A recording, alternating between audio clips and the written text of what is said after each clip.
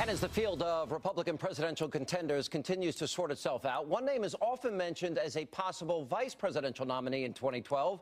He is the wildly popular freshman senator from the great state of Florida, Marco Rubio. And tonight, Senator Rubio joins me from the Ronald Reagan Presidential Library in beautiful Simi Valley, California. Now, he delivered a major address on the role of government in America. Senator, good to see you. Welcome back, sir. Good talking to you again. I got to tell you, there's a lot of people speculating.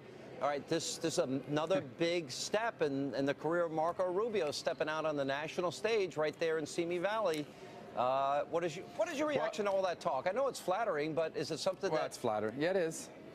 But they've said it about other people before. They'll say it about other people in the future. I'm here because Ms. Reagan invited me right after the election. It's such a tremendous honor. I grew up Reagan's America. I mean, I was in fourth grade when he swore in, and I was in my senior year in high school when his presidency ended. So Ronald Reagan and the things he stood for defined so much of what I experienced growing up. And to be here today just brought all that back, and to have a chance to talk about. There were two major issues in Ronald Reagan's presidency. One what would America's role in the world be, and that of course led to the end of the Cold War. And the other is what's the role of government, and what the role of government should be in America. And he fought that battle to try to get us back to the right place.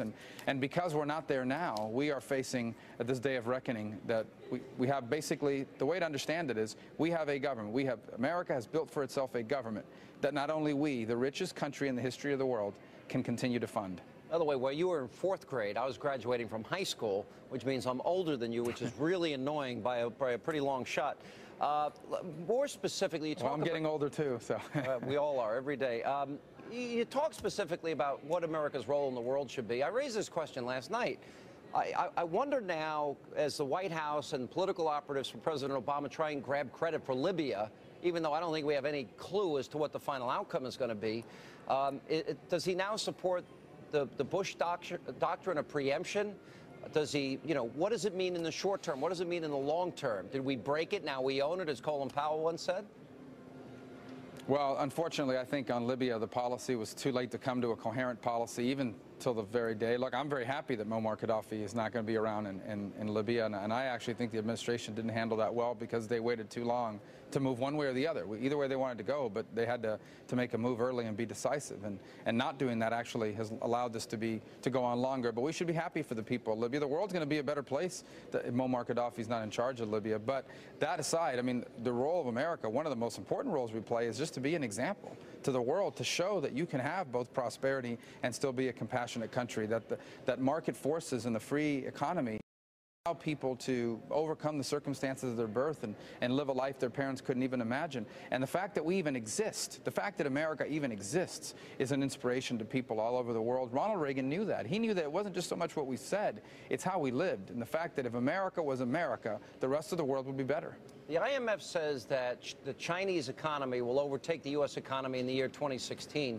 The vice president's over in China, and he's trying to calm fears about our economy and saying, well, don't count the U.S. out. And at the same time, our vice president affirms China's one-child policy. Now, he actually said, well, I fully understand. I'm not second-guessing one child per family. The results are going to be you're in a position, one wage earner will be taking care of 4 retired people. That's not, sustainable. Forced abortions, the brutality towards women. Because that's a country. What's that? That's a country where the government dominates society. And in China, the government is the country. That's the difference between countries like that and us. So America's not a government. America's a nation of people. The government works for us. We have a government that's supposed to serve us and do things that governments do, like act in our national security, build roads and bridges, take care of the issues that government's supposed to be taking care of. In countries like China, the government is the country. But soon what we'll see there is that people will call out for freedom as well. They'll wonder how come we're building these huge industries that are helping our country grow, but we don't have access to Google. We can't look up any website that we want. And so that day is coming for them as well.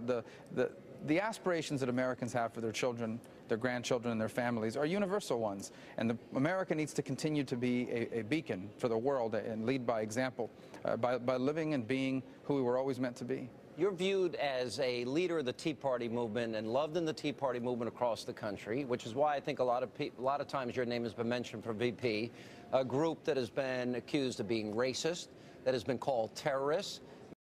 Waters said a couple of days ago that they can go straight to hell. Yet a fellow Floridian congresswoman suggesting that the real enemy is the Tea Party movement, just either today or yesterday. Why do you think there's these attacks against the Tea Party, and why is this double standard that this is one group you can basically say anything about, no ramifications at all? Well, without having heard specifically all those comments, I can only tell you that my experience has been that the more heated the rhetoric, the likelier it is they can't win the public policy arguments. Look, the country's headed in a terrible direction, and the policies that this administration has pursued and some of the folks you mentioned have supported have not worked. In fact, unemployment is higher, our economy's not growing. None of this is good news, by the way. I love my country a lot more than I love my political party. I want America to do well, but the policies that are being pursued in Washington are not going to get us there. And so if you're part of the group of people that supported those policies, you can't defend the policies. You're not going to win on that. The only way you're going to win and convince people to vote for you is to really try to demonize the other side. And I think that's why you see some of this overheated rhetoric. And we should address it, but we shouldn't get fixated on it, because at the end of the day, the fundamental problem facing our country is that we spend a lot more money than we take in. Every month, the federal government borrows $120 billion that it doesn't have in order to pay and function as a government. Every day, our tax code destroys jobs. Our regulatory system destroys jobs. We have Obamacare about to kick in 2013. That will kill jobs. That is the real problem, and we need leaders that will focus on that and begin to solve those issues. What do you think of I know you're not supporting, you haven't endorsed anybody. What do you think of the current field of GOP candidates that want to take on Barack Obama?